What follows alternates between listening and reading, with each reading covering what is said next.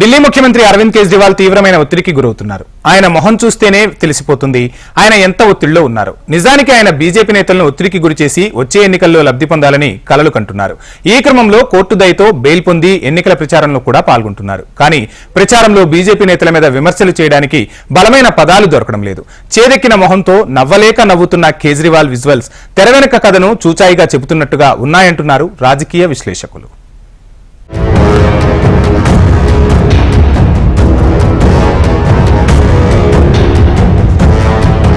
ఢిల్లీ ముఖ్యమంత్రి కాకరకాయ జ్యూస్ తాగారా?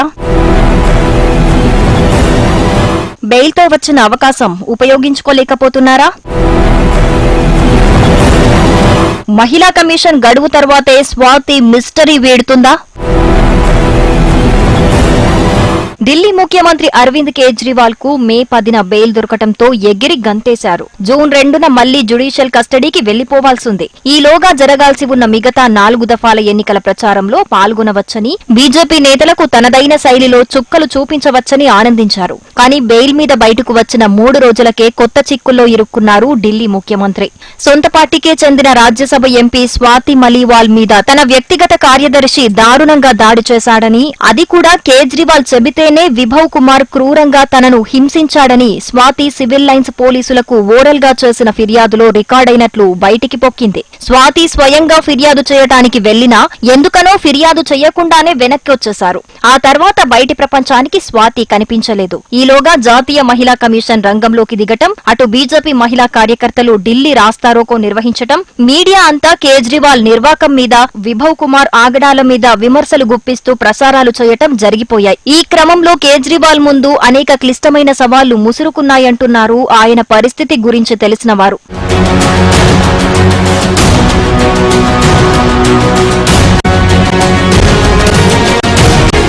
ఇంటి గుట్టు ఎలా ఉన్నా తన ముందున్న ఎన్నికల గండాన్ని గట్టెక్కాలని కేజ్రీవాల్ తీవ్రంగా ప్రయత్నిస్తున్నారు. ఈ క్రమంలో ఇండి అలయన్స్ లో భాగంగా ఉన్న ఎస్పీ తరపున క్యాంపెయిన్ లో పాల్గొనేందుకు ఆయన మరో ఎంపీ సంజయ్ సింగ్ తో కలిసి లక్నోకు వెళ్లారు. భాగస్వామి ఎస్పీకి అండగా ప్రచారం కోసం వెళ్లిన కేజ్రీ లక్నోలో జరిగిన ప్రెస్ మీట్ ను బీజేపీ మీద విమర్శలు గుప్పించడానికి ఉపయోగించుకోవాలని భావించారు. మోడీ మీద, బీజేపీ నాయకుల మీద తనవైన మార్కు ఎదురుదాడి చేశారు. అయితే లక్నో ప్రెస్ మీట్ మొత్తంలో కూడా కేజ్రీవాల్ చేదెక్కిన మొహంతోనే కనిపించారు. ఆయన ఏమైనా కాకరకాయ జ్యూస్ తాగొచ్చారా అనిపిస్తున్నట్టుగా విజువల్స్ లో కనిపించారు. ప్రెస్ మీట్ లో ఆయన బీజేపీ మీద విమర్శలు చేయటానికే పరిమితమయ్యారు తప్ప సోమవారం నుంచి తన ఇంట్లోనే స్వాతికి జరిగిన అవమానంపై మీడియా అంతటా చర్చ జరుగుతున్నా తాను మాత్రం ఒక్క మాట కూడా మాట్లాడలేకపోయారు. నోరు బీజేపీ మీద విమర్శలు చేస్తుంటే ఆయన మొహం మాత్రం ఆముదం తాగినట్టుగా, పులుపుగా, ఒగరుగా ఎలా ఉందో ఆ విజువల్సే సాక్ష్యంగా నిలుస్తున్నాయి. वो ट्रेंड ये दिखाते हैं कि भारतीय जनता पार्टी को 250 से भी नीचे, मेरे हिसाब से 220 के आसपास 3-4 दिन पहले भी मैंने कहा था, 220 से कम सीटें इनकी आती हुई नजर आ रही हैं. आप हिसाब लगा लीजिए. मैं हरियाणा होके आ रहा हूं कल परसों. हरियाणा में इनकी बहुत कम हो रही है, दिल्ली में इनकी बहुत कम हो रही है, पंजाब में मुझे नहीं लगता इनकी कोई सीट आ रही है, कर्नाटक में इनकी काफी कम हो रही है, महाराष्ट्र में इनकी बहुत कम हो रही है, बंगाल में इनकी कम हो रही है, यूपी में इनकी कम हो रही है, बिहार में इनकी कम हो रही हैं, झारखंड में इनकी कम हो रही हैं, राजस्थान में इनकी कम हो रही हैं. तो इनकी सीटें आ कहां रही हैं?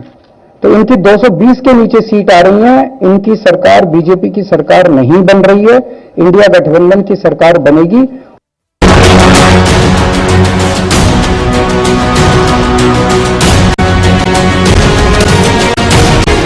స్వాతి కేసులో ముఖ్యమంత్రి కేజ్రీవాల్ కు, స్వాతి మలీవాల్ కు మధ్య దోబూచులాట కొనసాగుతోంది. కేజ్రీవాల్ తనకు వచ్చిన బెయిల్ అవకాశాన్ని ఎన్నికల ప్రచారంలో విరివిగా ఉపయోగించుకుందామని వస్తే పర్సనల్ సెక్రటరీగా విభవ్ కుమార్ రూపంలో రాహుకాలం దాపురించింది. విభవ్ కుమార్, స్వాతి మలీవాల్ ఇద్దరూ తనకు ఆప్తులే. మరి ఇద్దరి మధ్యన తానేం చెయ్యాలి? ఒక ఆడ మనిషికి జరిగిన అన్యాయంగా ఎన్నికల ముంగిట స్వాతికి మద్దతివ్వాలా?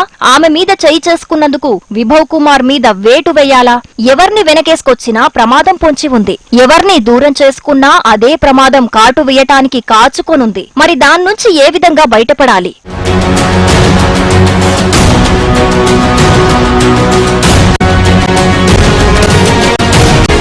మరోవైపు స్వాతి మలివాల్ కేజ్రీవాల్ ఇంటి నుంచే సివిల్ లైన్ పిఎస్ కు కాల్ చేశారు. ఆ కాల్లో కేజ్రీవాల్ సూచనల మేరకే విభవ్ కుమార్ తన మీద క్రూరంగా దాడికి పాల్పడ్డాడని రికార్డైనట్లు బయటపడింది. అంటే విభవ్ కుమార్ మీద ఎలాంటి చర్య తీసుకున్నా అది కేజ్రీవాల్ మెడకే చుట్టుకుంటుందన్నమాట. ఇప్పటికే లిక్కర్ స్కామ్ లో పీకల్లోతు కష్టాల్లో ఉన్న కేజ్రీవాల్ సొంత పార్టీ లేడీ ఎంపీ మీద తనకు ఆప్తుడైన వ్యక్తి చేత తానే దాడి చేయించాడన్న విషయం ఎక్స్పోజ్ అవుతోంది. అటు జాతీయ మహిళా కమిషన్ ఢిల్లీ సీఎం ఆఫీసుకు నోటీసులు పంపింది. శుక్రవారం ఉదయం విభవ్ కుమార్ వ్యక్తిగతంగా హాజరు కావాలని, లేని పక్షంలో తదుపరి తీసుకోబోయే చర్యలకు సిద్ధంగా ఉండాలని విభవ్ కుమార్ ను ఉద్దేశించి కేజ్రీవాల్ ఆఫీసుకు సమన్లు పంపింది. మరోవైపు ఆచూకీ తెలియకుండా పోయిన స్వాతి మలివాల్ జాడ తెలుసుకోవటానికి ఆమె ఇంటికి special cell additional CP, additional DCP తదితర సీనియర్ ఆఫీసర్లు 2 సార్లు వెళ్లారు. దీంతో స్వాతి మలివాల్ ఆచూకీ సమాచారం మరింత ఆసక్తికరంగా మారింది. శుక్రవారం ఉదయంలోగా విభవ్ కుమార్ నోరు విప్పుతాడా? ఈలోపే అసలేం జరిగిందో స్వాతి స్వయంగా మీడియాకు వివరిస్తారా అన్నది చాలా థ్రిల్లింగ్ స్టోరీగా మారిందంటున్నారు రాజకీయ పరిశీలకులు. It seems that the main accused, the main criminal behind this entire incident is none other than the Chief Minister of Delhi, Shri Arvind Kejriwal ji. And I must also say, shielding criminals and having a coterie of criminals around himself has become the character of Arvind Kejriwal. Law will take its own course, but since the elections are also going on, the electorate will give a befitting response to parties like the Aam Aadmi Party and Samajwadi Party, which have no respect for the women of the country. ఇలాంటి తీవ్రమైన tension లో ఉన్న కేజ్రీవాల్ లక్నోకు వెళ్తూ విభవ్ కుమార్ ను వెంట పెట్టుకుని వెళ్లటం మరింత చర్చనీయ అంశంగా మారింది. ఢిల్లీ ప్రభుత్వ ఆధ్వర్యంలోని విజిలెన్స్ డిపార్ట్మెంట్ ఇంతకు ముందే విభవ్ ను కేజ్రీవాల్ పర్సనల్ సెక్రటరీ బాధ్యతల నుంచి తప్పించినా కేజ్రీవాల్ ఇంట్లోనే విభవ్ ఎందుకున్నాడు? ఆయన మీద తీవ్రమైన ఆరోపణలు, విమర్శలు వచ్చినా కేజ్రీవాల్ ఆయన్ని ఎందుకు తప్పించలేకపోతున్నారు? లిక్కర్ స్కామ్ లో ఇప్పటికే విభవ్ ను కూడా ఈడీ అధికారులు విచారించారు. అందులో చాలా కీలకమైన సమాచారం విభవ్ దగ్గరే ఉందంటున్నారు. ఆయనకి తెలిసిన సమాచారం ఏదో స్వాతి కూడా తెలుసు. అందువల్లే స్వాతి మీద విభవ్ దాడి చేశాడా? స్వాతి మీద దాడి చేయాలని కేజ్రీవాలే ఎందుకు ఆదేశించారు? ఆ ముగ్గురికి తెలిసిన సమాచారం బయటికి పొక్కకుండా, ఎవరూ నోరు మెదపకుండా కేజ్రీవాల్ ఏమైనా కఠినమైన ఆదేశాలు జారీ చేశారా? ఇలా పరిపరి విధాల అనుమానాలు, ఊహాగానాలు ఢిల్లీలో చక్కర్లు కొడుతున్నాయి.